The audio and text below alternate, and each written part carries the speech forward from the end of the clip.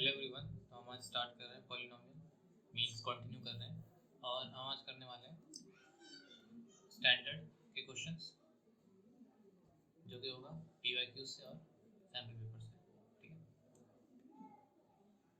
तो आज ही पीवाईक्यूज और सैम्पल पेपर कैसे हो सकते हैं, क्योंकि पीवाईक्यूज में देखो पीवाईक्यूज आज पूरे हो जाएंगे, सैम्पल पेपर जो है 50% आसपास हो जाएगा। ठीक है, तो पीवाईक्यूज आज पूरे क्यों हो जाएंगे, क्योंकि हमने ऑलरेडी बेसिक के क्वेश्चंस कर रखे हैं, बेसिक में पीवाईक्यूज भी कर रखे हैं और सैम्पल पेपर भी कर रखे हैं। तो यहाँ जितने क्वेश्चंस हो चुके हैं मैक्सिमम वही रिपीट हो रहे थे इसमें स्टैंडर्ड वाले में। ठीक है, इसलिए मेरी कोशिश ये रहेगी कि मैं दोबारा से इनको रिपीट ना करूँ, एक ही बार जो टाइप मैंने एक बार करा दिया उसे दोबारा रिपीट ना करूँ। तो अगर आप इसके अंदर बेसिक के सारे क्वेश्चन कर लेते हो और जो अभी स्टैंडर्ड का दे रखा है वो भी सारे क्वेश्चन कर लेते हो, तो चाहे कोई सा भी एग्जाम हो, मतलब आप कोई सा भी आपने ले रखा हो, चाहे बेसिक हो या स्टैंडर्ड हो, पॉलिनोमियल का ऐसा कोई भी क्वेश्चन नहीं होगा जो आपको नहीं आता होगा।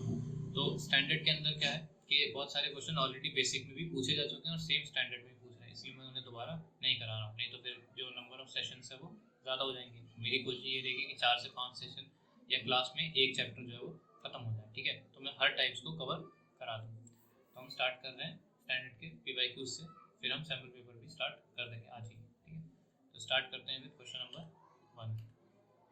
इससे पहले अगर आपने ये क्लास नहीं देखी तो इन्हें आप देखना, क्योंकि इसमें मैंने पॉलिनोमियल के जितने भी बेसिक्स क्वेश्चन हैं, चाहे वो सैम्पल पेपर से हो या पीवाईक्यूज हो, वो करा रखे हैं। ठीक, नेक्स्ट देखते हैं। तो स्टार्ट करते हैं अपने क्वेश्चन नंबर 1 से। बोला क्या है, if the sum of zeros of a polynomial is √2 then the value of k is. देखो कुछ क्वेश्चंस ऐसे हैं जो मैंने रिपीट करे हैं क्योंकि मुझे उनकी फ्रीक्वेंसी जो है काफ़ी ज़्यादा लगी, तो मैंने सोचा कि उनको भी एक बार इंक्लूड कर लिया जाए। ठीक है, बाकी मोस्टली क्वेश्चन जो होंगे वो न्यू ही होंगे। बोला है सम ऑफ जीरोस कितना है, √2 है। Sum of zeros means alpha plus beta क्या है, ये है √2, और इसका फॉर्मूला क्या होता है, -b/a। तो √2 किसके इक्वल होगा, minus of minus b means k√2। a कितना है, a है हमारा 2, तो ये किसके इक्वल आ जाएगा, √2 is equal to minus minus plus हो जाएगा डिवाइडेड बाय 2। ये √2 से √2 कैंसिल हो गया, तो k की वैल्यू कितनी आ गई, k की वैल्यू आ गई 2। ठीक है, नेक्स्ट देखते हैं। बोला है the zeros of the polynomial are twice the zeros of polynomial। एक पॉलिनोमियल है वो है x² plus px plus q, इसको मैंने नाम दिया px, और एक दूसरा पॉलिनोमियल है qx, ये है 4x² माइनस 5x माइनस 6। बोला गया है qx का जो जीरोस है उसको अगर डबल कर दिया जाए तो px के जीरोस आ जाएंगे। ठीक है, हमें p की वैल्यू फाइंड आउट करनी है, तो पहले हम qx के जीरोस फाइंड आउट कर लेते हैं। ठीक, तो इसका क्या होगा, 6 4 24, तो अगर हम फैक्टर निकाले तो कितना आएगा, -8x प्लस 5x माइनस 6। इन दोनों में कॉमन क्या आएगा, 4x, x माइनस 8 3 हो जाएगा, प्लस 3 कॉमन आ जाएगा, यहाँ क्या आएगा x माइनस 2। ठीक है, तो अगर हम यहाँ पे x माइनस 2 कॉमन लेते हैं तो यहाँ क्या बचा 4x प्लस 3। जीरोस निकालने के लिए क्या करेंगे, x माइनस 2 को 0 को इक्वल रखेंगे, तो यहाँ से क्या आएगा x 2 आ जाएगा, और यहाँ 4x प्लस 3 को 0 को इक्वल रखेंगे, तो यहाँ से x कितना आ जाएगा, -3/4 आ जाएगा। ठीक है, अब बोला गया है कि जो हमारा पॉलिनोमियल है px, इसके जीरोस qx से डबल है, तो एक काम करते हैं इसके जीरोस को डबल कर देते हैं, तो हमारा जो न्यू जीरोस आ जाएगा वो क्या होगा, 2 का डबल यानी कि 4, और -3/4 का डबल यानी -3/2। ठीक है, अब हमें ही पता लग गया कि जो हमारा गिवन पॉलिनोमियल है उसके जीरोस क्या है, 4 और -3/2। बोला है p की वैल्यू फाइंड आउट करनी है। देखो हम जानते हैं कि जो सम ऑफ जीरोस है वो क्या होता है, -b/a, -b मीन्स -p/1, और ये किसके इक्वल है, 4 के इक्वल है। ठीक है, तो यहाँ से p कितना आ जाएगा, यहाँ से p आ जाएगा हमारा 4 के इक्वल नहीं होगा, सम ऑफ जीरोस के इक्वल होगा, तो 4 प्लस -3/2। ठीक है, तो इसको अगर सॉल्व करेंगे तो कितना आएगा, 4 2 8 -3 5/2। ठीक है। तो आंसर पी कितना आ गया हमारा माइनस का 5/2। सम ऑफ जीरोस में हमने क्या करना था कि अल्फा और बीटा को दोनों को ऐड करना था और वो किससे इक्वल होगा माइनस बी अपॉन ए के इक्वल होगा और उसी से हमें क्या पता लग गया पी पता लग गया। तो हमारा पी कितना होगा -5/2 हो जाएगा। ठीक है। नेक्स्ट देखते हैं। बोला गया है कि if alpha and beta are the zeros of quadratic polynomial then the value of alpha square plus beta square. तो इस टाइप का क्वेश्चन हमने कर रखा है लेकिन एग्जैक्टली ऐसा नहीं था, वहाँ पे कुछ वैल्यूज गिवन होती थी पर यहाँ पे वैल्यूज गिवन नहीं है इसलिए मैंने इसे पिक किया। तो alpha square plus beta square जब भी कहा जाएगा तो हमें क्या करना होगा अल्फा प्लस बीटा का होल स्क्वायर निकालना है। इसके इक्वल होगा alpha square plus beta square plus 2 alpha beta. हमें किसकी वैल्यू फाइंड आउट करनी है alpha square plus beta square. तो हम अल्फा प्लस बीटा निकालना जानते हैं, क्या हो जाएगा minus B upon A. Minus B means minus of minus a upon 1 किसके इक्वल आ गया ए के। और अल्फा इंटू बीटा क्या होगा सी अपॉन ए हो जाएगा। सी क्या है माइनस बी अपॉन 1 यानी कितना आ गया माइनस बी। अब इन्हीं दोनों वैल्यूज को हम अपने क्वेश्चन में पुट कर देंगे। क्या आएगा आंसर अल्फा प्लस बीटा यानी A square equals to alpha square plus beta square plus 2 alpha into beta. Alpha into beta की जगह क्या लिखेंगे माइनस ऑफ बी। तो यहाँ से alpha square plus beta square की वैल्यू क्या जाएगी ए स्क्वायर, ये -2 भी बनेगा इस तरफ जाएगा तो +2 भी बन जाएगा ए स्क्वायर प्लस 2b ए स्क्वायर प्लस 2b। ये हमारा आंसर है। ठीक है। नेक्स्ट देखते हैं। बोला गया है कि the polynomial has 2 real roots. ठीक है। इस पॉलिनोमियल के 2 रियल रूट्स होंगे। तो रियल रूट्स निकालने के लिए हम कैसे चेक करते हैं, हम डी निकालते हैं। हालांकि पॉलिनोमियल और क्वाड्रेटिक का मिक्स है बट कोई नहीं, हम उसमें क्या निकालते हैं डी निकालते हैं। डी का फॉर्मूला क्या होता है बी स्क्वायर माइनस 4ac। ये ए बी सी क्या है ये A X square plus B X plus C. तो ए कौन होगा ए होगा हमारा एक्स स्क्वायर का कोफिशिएंट। एक्स स्क्वायर का कोफिशिएंट क्या है हमारी इक्वेशन में 1 है। बी क्या होना चाहिए एक्स का कोफिशिएंट, यहाँ एक्स का कोफिशिएंट 3 है और सी क्या होगा कांस्टेंट। तो अगर मैं यहाँ से डी निकालता हूँ तो क्या आना चाहिए बी स्क्वायर मीन्स 3 स्क्वायर -4 ए कितना है 1 और सी कितना है 3। तो यहाँ से 3 का स्क्वायर यानी 9 और 4 3 का 12। आंसर कितना आया -3। डी की वैल्यू जो है वो 0 से छोटी आई है, इसका मतलब इसके रियल रूट्स नहीं होंगे, मीन्स ये वाला स्टेटमेंट गलत है। बोला गया quadratic polynomial can have at most 2 real roots. ये बात सही है। क्यों? क्योंकि अगर कोई क्वाड्रेटिक पॉलिनोमियल है तो उसकी डिग्री कितनी है उसकी डिग्री है 2 और अगर उसकी डिग्री 2 है तो उसके ज़्यादा से ज़्यादा कितने जीरोस हो सकते हैं 2 जीरोस हो सकते हैं।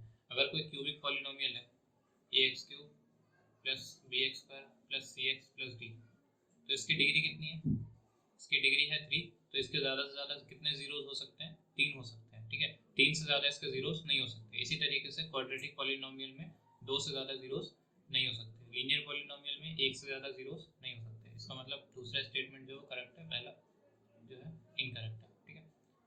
नेक्स्ट देखते हैं। बोला गया है कि a ball is thrown in the air so that t seconds after it is thrown its height h meter above its starting point is given by the polynomial। हमें एक पॉलिनोमियल दे रखा है, वो क्या है h is equal to 25t minus 5t² और बोला क्या गया बोला गया हमने एक बॉल को ऊपर थ्रो किया और थ्रो करने के बाद उसे कुछ टाइम लगेगा ऊपर जाने में और फिर वापस ज़मीन पे आने में भी कुछ वक्त लगेगा। तो वो वक्त किससे या टाइम किससे डिनोट किया जा रहा है टी से डिनोट किया जा रहा है। और जब कुछ उसे टाइम लगेगा बॉल को ऊपर जाने में तो वो कुछ हाइट भी अटेन करेगा तो उसको किससे डिनोट किया गया एच से डिनोट किया गया। ठीक है। और ये हमारा क्या है गिवन पॉलिनोमियल है, यानी जितना उसे टाइम लगेगा हाइट उतनी ज़्यादा होगी और उसके बाद धीरे धीरे हाइट उसकी कम भी होती जाएगी। ठीक है। और उसका ग्राफ इस तरह बनाया हुआ है कि मान लेते हैं ये ओ पॉइंट है, ओ पॉइंट से हमने किसी बॉल को ऊपर थ्रो किया तो जैसे जैसे हम टाइम इंक्रीज हो रहा है वैसे वैसे हाइट भी अटेन हो रही है। लेकिन एक वक्त ऐसा आएगा जब टाइम बढ़ेगा लेकिन हाइट अब कम होती जाएगी, है ना। तो ये हमारा क्या है पॉलिनोमियल दे रखा है, टाइम और हाइट के बीच का रिलेशन दे रखा है। ठीक है। सवाल क्या है सवाल ये है कि right the zeros of given polynomial. बोला गया जीरोस निकालो। तो जीरोस के लिए हम क्या करते हैं हमारा जो भी पॉलिनोमियल है उसको 0 के इक्वल पुट कर देंगे। तो क्या आंसर आना चाहिए 25t minus 5t² equals to 0। तो यहाँ से t कॉमन आ जाएगा 5t कॉमन आ जाएगा तो यहाँ क्या बचा 5 माइनस टी इक्वल्स टू 0, दोनों को 0 को इक्वल पुट कर देंगे तो 5t इज इक्वल टू 0, यानी कि t 0 आ जाएगा, और दूसरा 5 माइनस टी को भी 0 को इक्वल पुट कर देंगे तो यहाँ से t कितना आएगा, यहाँ से t इज इक्वल टू 5 आ जाएगा। ठीक है, तो ये हमारा क्या था, फर्स्ट आंसर था। बोला क्या है, find the maximum height achieve by ball. देखो मैक्सिमम हाइट तो यहाँ पे अचीव कर रहा है, और अगर इससे मैं एक्स एक्सिस पे पॉइंट निकालूं तो कितना आएगा 5/2, यानी t की वैल्यू कितनी होगी, t की वैल्यू कितनी होगी 5/2 सेकेंड। ठीक है, तभी ये जो बॉल है अपनी मैक्सिमम हाइट अचीव कर पाएगा। तो अगर मैं t की जगह 5/2 रख दूं अपनी इक्वेशन में तो हमारी मैक्सिमम हाइट पता लग जाएगी हमें। तो कितना आएगा 5/2 माइनस 5, टी स्क्वायर मीन्स 5/2 का स्क्वायर। यहाँ देखते हैं, सॉल्व करते हैं इसको, कितना आएगा 25 into 5 upon 2 minus 5 into 25 upon 4, इनका एलसीएम ले लेंगे, कितना आएगा, ये आ जाएगा 4, 25 इंटू 5 इंटू 2 माइनस 5 इंटू 25।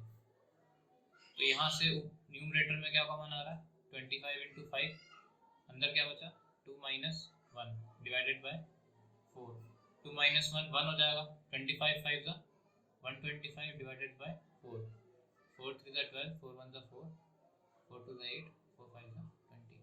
तो ये क्या है, ये इसकी हाइट दे रखी है। ठीक है, तो हमें हाइट कितनी पता लग गई 31.25, ये हमारी हाइट है। ठीक है, यूनिट्स में हो सकती है क्योंकि अगर कुछ दिया गया नहीं है तो t seconds and is height is h metre, metre में है ना, तो हमें आंसर भी मीटर में लिखना होगा। तो 31.25 मीटर हमारा आंसर आ जाएगा। ठीक, तो हमें कैसे पता लगा मैक्सिमम हाइट, इस पॉइंट पर है, इस पॉइंट से अगर हमने एक्स एक्सिस पे देखा तो t कितना है 5/2 है, तो हमने 5/2 वैल्यू पुट कर दी और हमारा आंसर आ गया। थर्ड देखते हैं, बोला गया after throwing a but how much time did the ball take to reach the height of 30 metre, height 30 metre पर जाने पे उसे कितना वक्त लग जाएगा। तो h की वैल्यू कितनी दे दी उन्होंने, 30 मीटर दे दी। ठीक है, और बोला टाइम निकालो, तो हम अपनी गिवन इक्वेशन में h की जगह क्या लिख देंगे 30 और उसके बाद उसे सॉल्व कर लेंगे। ठीक है, तो ये कितना आएगा t square minus 25 5t square minus 25t plus 30 equals to 0। ठीक है, इसको नेक्स्ट पेज पे करते हैं, 5t square minus 25t plus 30,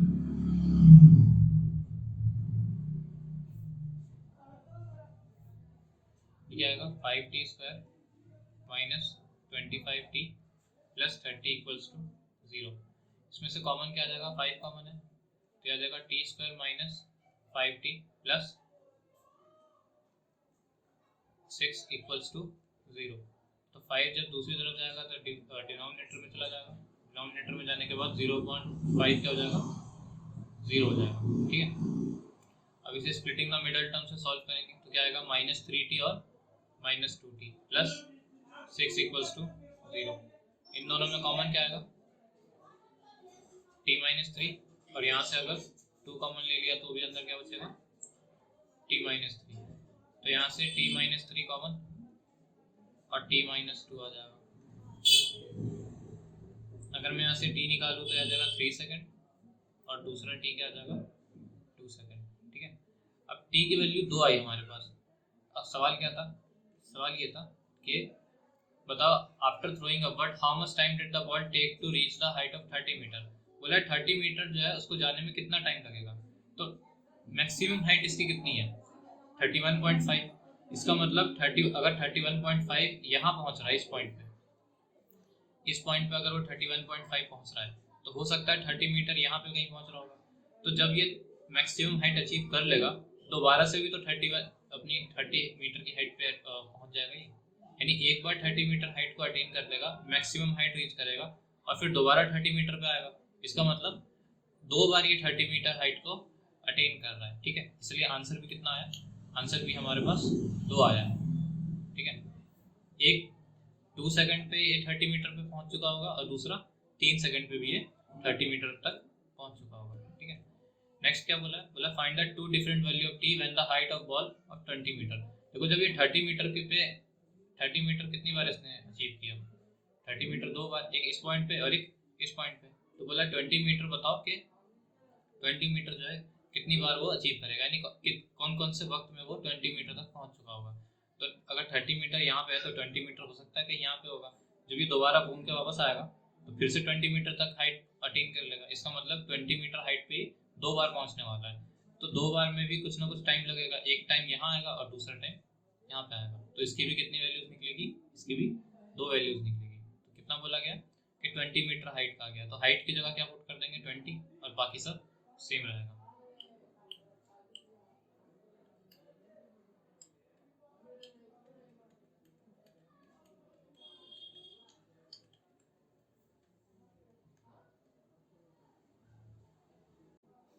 आ जाएगा 25t माइनस 5t स्क्वायर,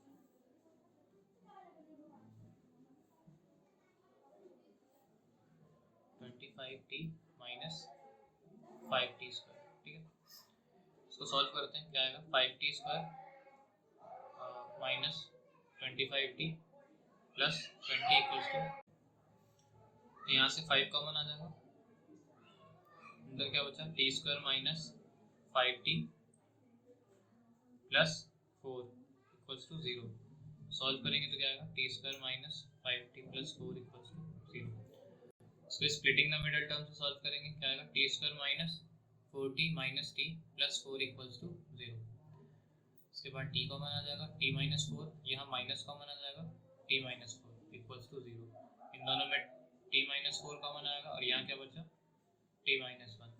तो t की कितनी वैल्यू आ गई, एक आ गया 1 सेकंड और दूसरा क्या आ गया 4 सेकंड। यानी 20 मीटर हाइट ये कितने कितने टाइम पे अचीव कर लेगा, 1 सेकंड पे और 4 सेकंड पे। ठीक है, तो यही हमारा आंसर है। नेक्स्ट देखते हैं,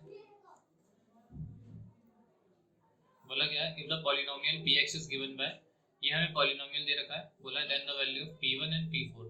देखो इस ब्रैकेट के अंदर यहाँ क्या लिखा है x लिखा है, और अभी पूछा क्या गया है p1 पूछा गया है। इसका मतलब जहाँ जहाँ पे x है वहाँ पे हमें क्या पुट करना है, 1 पुट कर देना। ठीक है, तो हमारे पॉलिनोमियल में पहले क्या है x स्क्वायर, क्या लिखेंगे 1 स्क्वायर माइनस 5 इंटू 1 प्लस 6, यानी 1 माइनस 5 प्लस 6 कितना आ जाएगा 7 माइनस 5 यानी कि 2।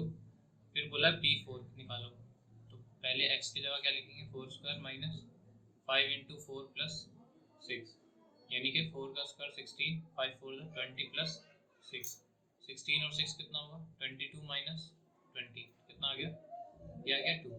तो p1 प्लस p4 क्या आ गया 2 प्लस 2 यानी कि 4। तो हमारा आंसर क्या हो जाएगा, ऑप्शन नंबर बी हमारा करेक्ट आंसर है।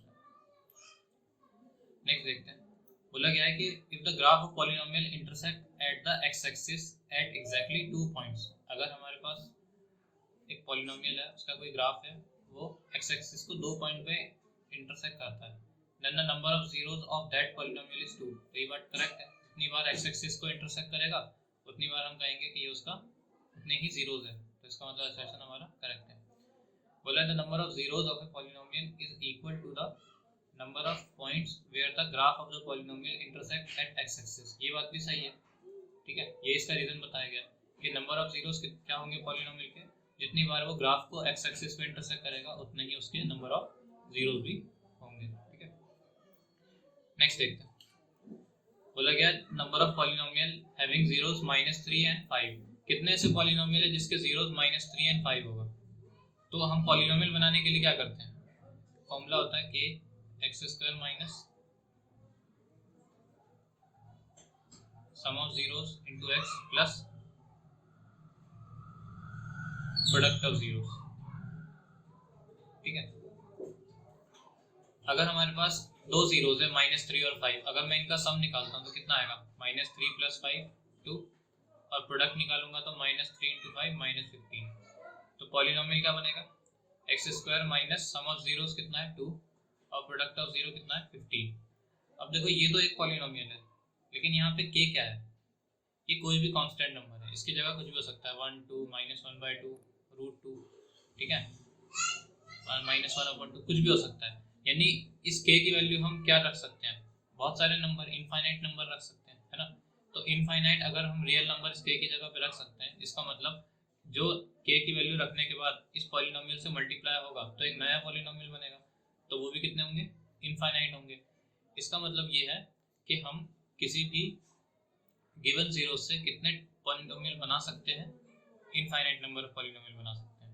तो कितने बोला गया, नंबर ऑफ जीरोस जिसके जीरोस क्या है, नंबर ऑफ पॉलिनोमियल जिसके जीरोस क्या होने चाहिए, -3 और 5 होना चाहिए। कितने ऐसे पॉलिनोमियल बनेंगे, ऐसे हजारों लाखों पॉलिनोमियल हैं जिसके जीरोस क्या हो सकते हैं, -3 हो सकते हैं और 5 हो सकते हैं। ठीक है, अब जैसे ये x² -2x प्लस 2x है, x² प्लस 2x -15 है, ये हमारा एक पॉलिनोमियल है।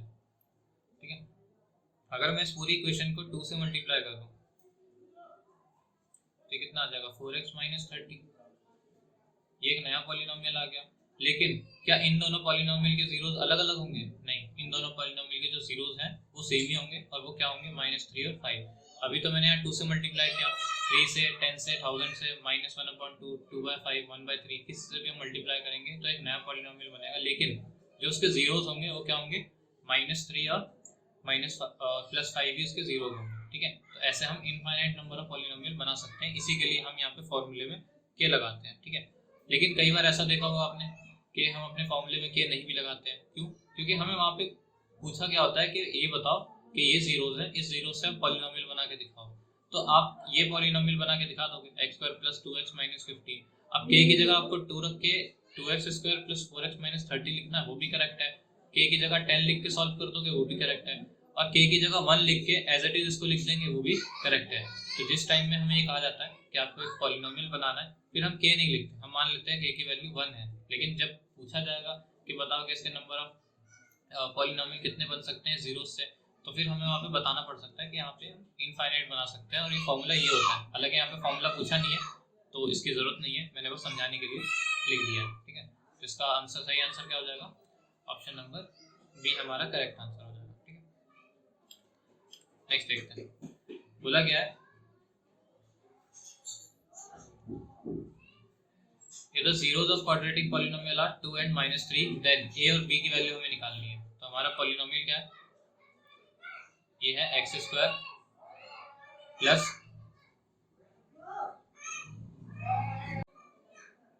प्लस b, ये हमें पॉलिनोमियल दे रखा है, और बोला गया है इसके जीरोस क्या है, 2 और -3। ठीक है, तो इसका हम सम ऑफ जीरोस निकाल सकते हैं। क्या आएगा, -b/a मीन्स -a + 1/1, और वो किसके इक्वल है, दोनों जीरोस का सम कर देंगे। तो -a + 1 किसके इक्वल होगा, 2 प्लस -3 के। तो -a + 1 किसके इक्वल आएगा, 2 - 3 यानी कि -1। ये माइनस से माइनस कैंसिल हो जाएगा, तो a की वैल्यू क्या आ जाएगी, 0। एक ही ऑप्शन में a 0 है, तो ऑप्शन नंबर डी हमारा करेक्ट आंसर हो जाएगा। b भी निकाल लेते हैं। प्रोडक्ट ऑफ जीरो क्या होना चाहिए, c/a, c/a मीन्स b/1, और प्रोडक्ट ऑफ जीरो क्या होगा, 2 × -3, तो कितना आ जाएगा, b के इक्वल आ जाएगा। तो b कितना आ गया, -6 आ गया। तो यही हमारा करेक्ट आंसर हो जाएगा। ठीक है, नेक्स्ट देखते हैं, बोला गया if alpha and beta are the zeros of quadratic polynomial, find the value of 1/alpha plus 1/beta minus alpha beta। 1/alpha plus 1/beta minus alpha beta। तो इसमें हम क्या करेंगे, पहले हम इसमें एलसीएम ले लेंगे।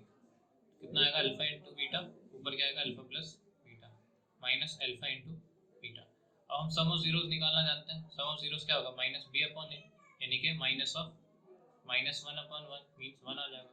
और प्रोडक्ट ऑफ जीरो क्या आएगा, -4/1 मीन्स 4। ये वैल्यूज अपनी इक्वेशन में पुट कर देंगे। सम ऑफ जीरोस की जगह 1, अल्फा इंटू बीटा की जगह आएगा -4, और यहाँ पे अल्फा इंटू बीटा की जगह आएगा -4। तो ये माइनस माइनस प्लस हो जाएगा, तो 4 4 जो 16 - 1 15/4, यही क्या होगा, हमारा आंसर हो जाएगा। ठीक है, नेक्स्ट देखते हैं, बोला गया है कि the value of lambda for which it is a perfect square. Lambda की ऐसी क्या वैल्यू रखें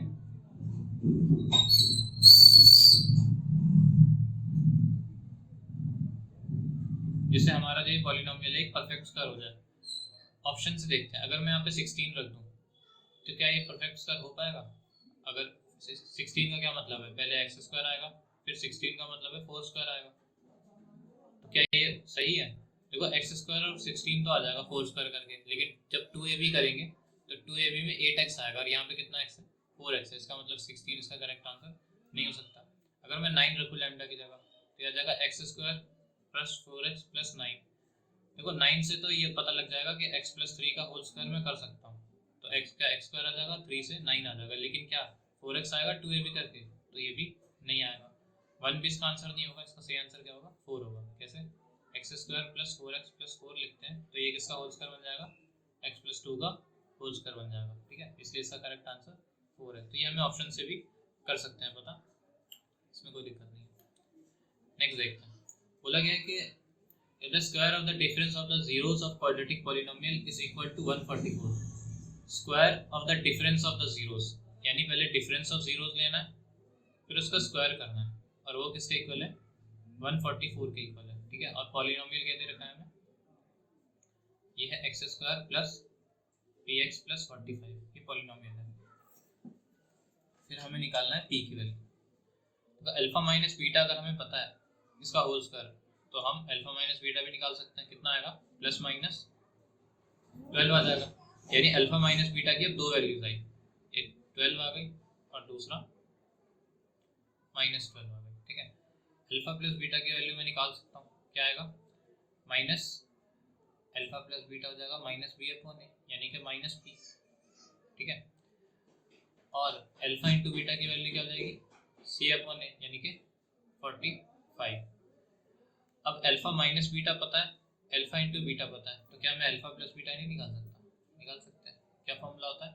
अल्फा प्लस बीटा का whole square equals to alpha minus beta का whole square plus 4 alpha into beta.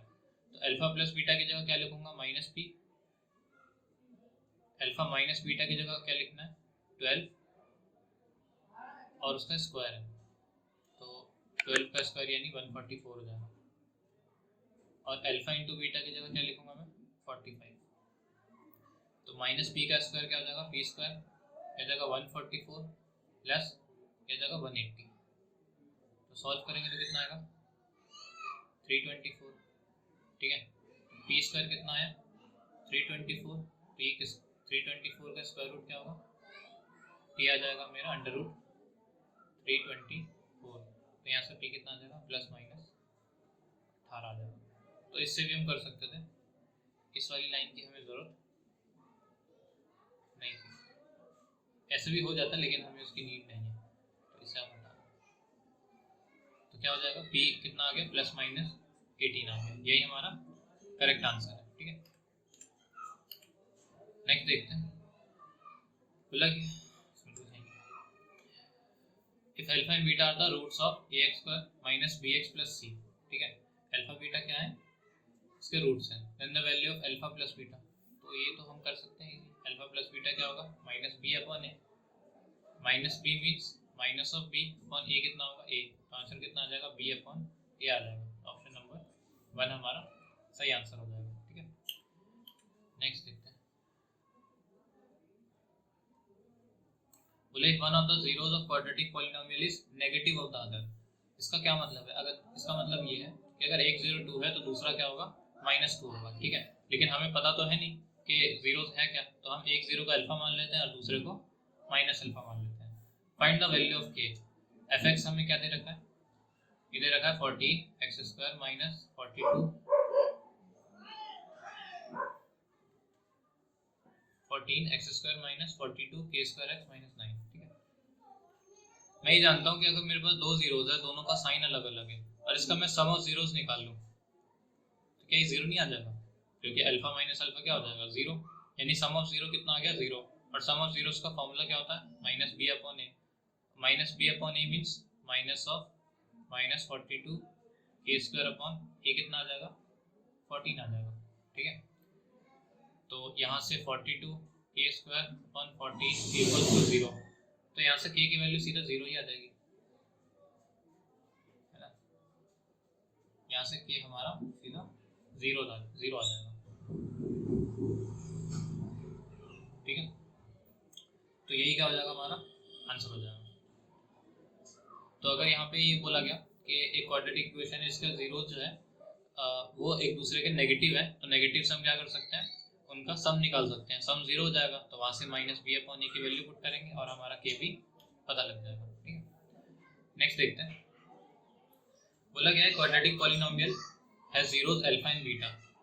इसके क्वाड्रेटिक पॉलिनोमियल क्या है, 2x² minus 3x plus 1। इसके जो जीरोस है वो क्या है, अल्फा और बीटा है। Now form a quadratic polynomial जिसके जीरोस 3 अल्फा और 3 बीटा हो, 3 अल्फा और 3 बीटा है ना। तो हमें क्या करना होगा, एक तरीका तो ये है कि पहले इसके जीरोस निकालें, फिर अल्फा और बीटा जो है उसको 3 टाइम्स करें, फिर उसका सम निकालें। पर एक काम करते हैं, मुझे जो जीरोस निकालने हैं, जो क्वाड्रेटिक पॉलिनोमियल बनाना है, वो कौन से वाले जीरोस से बनाना है, 3 अल्फा और 3 बीटा से बनाना है। तो एक काम करते हैं, पहले इनका सम लेके देखते हैं कितना आएगा, 3 अल्फा प्लस 3 बीटा। कॉमन क्या आएगा, अल्फा प्लस बीटा। और अगर मैं प्रोडक्ट निकालूं तो क्या आएगा, 3 अल्फा इंटू 3 बीटा, तो कितना आएगा, 9 अल्फा इंटू बीटा। अब अगर यहाँ से मैं अल्फा प्लस बीटा निकालूं कितना आएगा, माइनस बी अपॉन ए, यानी कि minus of -3 upon 2 means 3 upon 2। और प्रोडक्ट क्या आएगा, सी अपॉन ए, यानी कि 1 अपॉन 2। अब मुझे अल्फा प्लस बीटा की वैल्यू भी पता है और अल्फा इंटू बीटा की वैल्यू भी पता है, तो क्या मैं इसमें वैल्यू पुट करके आंसर नहीं निकाल सकता। 3 इंटू 3/2 लिखूंगा तो कितना आएगा, 9 अपॉन 2। और अल्फा इंटू बीटा की जगह क्या लिखूंगा, 1 अपॉन 2। ये भी कितना आ जाएगा, 9 अपॉन 2। ठीक है, तो जो हमारा रिक्वायर्ड पॉलिनोमियल है वो क्या होगा, इसको क्यूएक्स कह देते हैं।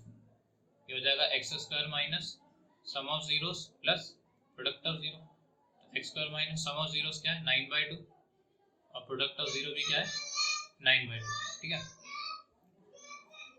अगर मैं एलसीएम ले लूँ तो क्या आना चाहिए, 2x² minus 9x plus 9 equals to q x. जब क्यूएक्स में 2 मल्टीप्लाई होगा तो मान लेते हैं क्यू डैश एक्स बन जाएगा, और इक्वल में क्या आएगा, 2x² माइनस 9x प्लस 9। ठीक है, और यही क्या होगा हमारा, यही हमारा आंसर हो जाएगा। ठीक, नेक्स्ट देखते हैं।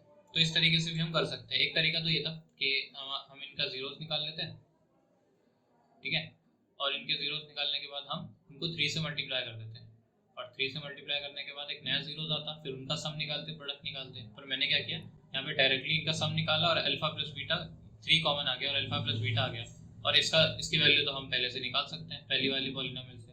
यहाँ पे भी अल्फा इंटू बीटा आ गया, यहाँ भी वैल्यूज निकाल सकता हूँ, दोनों की वैल्यू पुट की और हमने क्या किया, अपने रिक्वायर्ड पॉलिनोमियल के फॉर्मूले में वैल्यू पुट कर दी। ठीक है, नेक्स्ट देखते हैं। बोला एक 1 zeros of the quadratic polynomial is 2 then the value of k। एक जीरो जो है इसका 2 है, तो हमें k की वैल्यू निकालनी है। ठीक है, अगर एक जीरोस 2 है तो k क्या होगा, तो अगर हम इसको px मान लेते हैं, ये क्या होगा, kx² plus 3x plus k। अगर इसका एक जीरोस 2 है तो अगर मैं x की जगह 2 रखता हूँ पॉलिनोमियल में, तो हमारा आंसर क्या हो जाएगा, 0 हो जाएगा। तो जहाँ भी x है वहाँ पे हम क्या रखेंगे, 2 रखते हैं। कितना आ जाएगा, ये 4k प्लस 6 प्लस k, तो आ जाएगा 5k प्लस 6 इक्वल्स टू 0। तो यहाँ से k क्या आ जाएगा, -6 अपॉन 5 आ जाएगा। ऑप्शन नंबर डी हमारा करेक्ट आंसर है। ठीक है,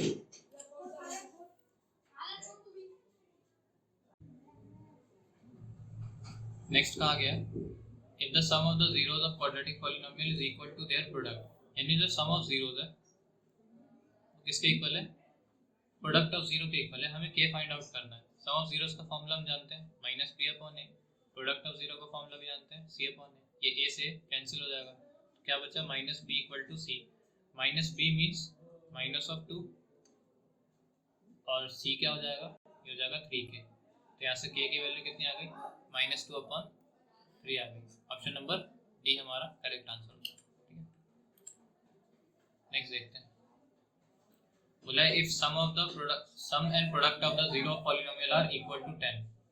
सम and product of the zero polynomial, यानी कि अगर हम सम ऑफ जीरो निकालें तो वो भी 10 है, और प्रोडक्ट ऑफ जीरो निकालें तो वो भी 10 है। ठीक है, find the value of a and c। तो सम ऑफ जीरोस का फॉर्मूला हम जानते हैं -b अपॉन a, यानी कि माइनस ऑफ -5 अपॉन a। तो 10 किसके इक्वल आ जाएगा, 5/a के। तो यहाँ से a कितना आ जाएगा, 1/2। और प्रोडक्ट ऑफ 0 10 है, इसका फॉर्मूला क्या होता है, c/a। c कितना है, c/a क्या है, a। तो यहाँ से हम c निकालना चाहते हैं, तो 10a इक्वल्स टू c आ जाएगा। a की वैल्यू कितनी है, a की वैल्यू है 1/2। तो यहाँ से c कितना आ जाएगा, c आ जाएगा 5। तो हमें a भी पता लग गया और c भी पता लग गया, ठीक है। नेक्स्ट देखते हैं। ओके, तो यही हमारा आज का सेशन था, ठीक है। इसके बाद हम करने वाले हैं स्टैंडर्ड के क्वेश्चन ही अभी कंटिन्यू करेंगे, लेकिन सैम्पल पेपर, अब सिर्फ सैम्पल पेपर के क्वेश्चन बचे हैं, बाकी सारे खत्म हो चुके हैं, ठीक है। सो मोस्ट प्रोबेबली जो नेक्स्ट क्लास होगी हमारी लास्ट क्लास होगी पॉलिनोमियल की, उसके बाद हम कोई नया चैप्टर स्टार्ट करेंगे। तब तक के लिए ये आज का सेशन खत्म होता है। अगर आपको पसंद आए सेशन तो लाइक, और कुछ रिव्यूज़ वगैरह हैं तो कमेंट कर सकते हो, और शेयर कर देना, सब्सक्राइब कर देना।